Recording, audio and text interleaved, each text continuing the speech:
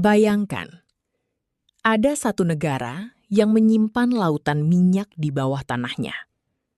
Begitu besar, sampai ketika negara itu terganggu, harga bensin di berbagai belahan dunia bisa ikut naik. Negara itu adalah Iran. Tapi bagaimana minyak di Iran bisa punya pengaruh sebesar itu? Di bawah gurun dan pegunungan Iran, tersimpan lebih dari 200 miliar barel minyak. Jumlah itu termasuk salah satu yang terbesar di dunia. Kalau semua minyak itu dimasukkan ke dalam drum, drumnya bisa menutupi kota-kota besar berkali-kali lipat. Bagi Iran, minyak bukan sekadar bahan bakar. Minyak adalah sumber uang, pengaruh, dan kekuatan. Selama lebih dari 1 abad, minyak telah membentuk arah ekonomi Iran. Dari ladang-ladang minyak di selatan negara itu, kekayaan besar pernah mengalir keluar menuju pasar dunia. Dan sejak saat itu, nama Iran selalu punya tempat penting dalam peta energi global. Setiap hari, Iran memproduksi jutaan barel minyak. Sebagian dipakai di dalam negeri.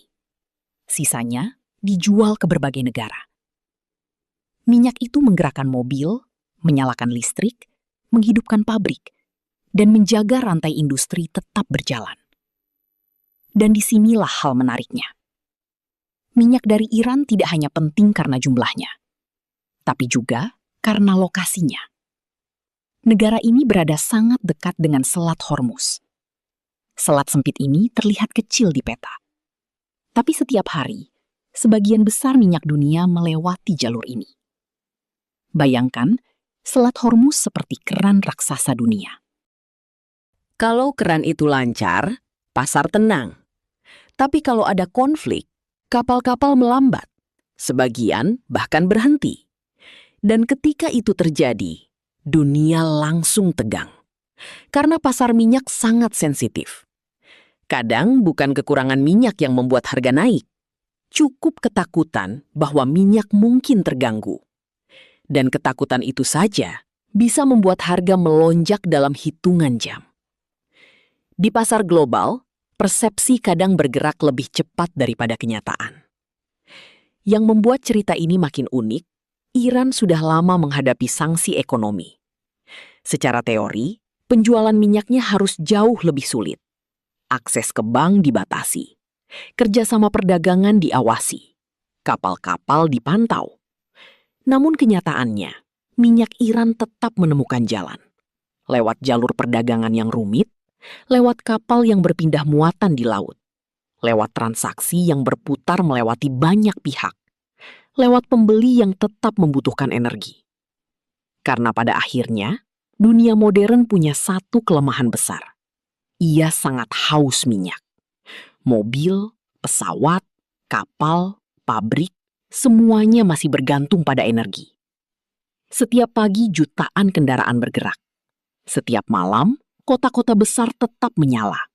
Bandara terus sibuk. Pelabuhan tetap bekerja. Dan di balik semua aktivitas itu, ada energi yang terus mengalir. Itulah kenapa berita dari Iran sering langsung memengaruhi pasar global.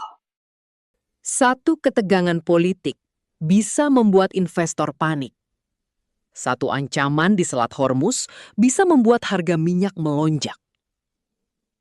Kadang, dunia tidak benar-benar bereaksi pada minyaknya. Tapi pada kemungkinan apa yang bisa terjadi. Dan justru disitulah kekuatan Iran. Bukan hanya pada jumlah cadangan minyaknya. Bukan hanya pada produksi hariannya. Tapi pada posisi strategisnya. Karena siapapun yang menguasai jalur energi, punya pengaruh jauh melampaui batas negaranya sendiri. Bayangkan jika suatu pagi, kapal tanker tidak bisa lewat, kilangan minyak menunggu pasokan, pasar mulai gelisah, harga mulai bergerak naik, maskapai penerbangan menghitung ulang biaya, pabrik-pabrik mulai khawatir, dan negara-negara yang jauh dari Timur Tengah pun ikut merasakan dampaknya. Itulah kenapa minyak bukan sekedar cairan hitam dari dalam bumi. Ia adalah denyut ekonomi dunia. Ia adalah bahan bakar industri. Ia adalah sumber ketegangan politik. Dan kadang, ia juga menjadi alat pengaruh global. Jadi, rahasia besarnya bukan cuma karena Iran punya banyak minyak, tapi karena minyak itu berada di tempat yang sangat strategis. Di dunia modern, energi adalah kekuatan. Dan selama dunia masih membutuhkan minyak, nama Iran akan selalu punya pengaruh.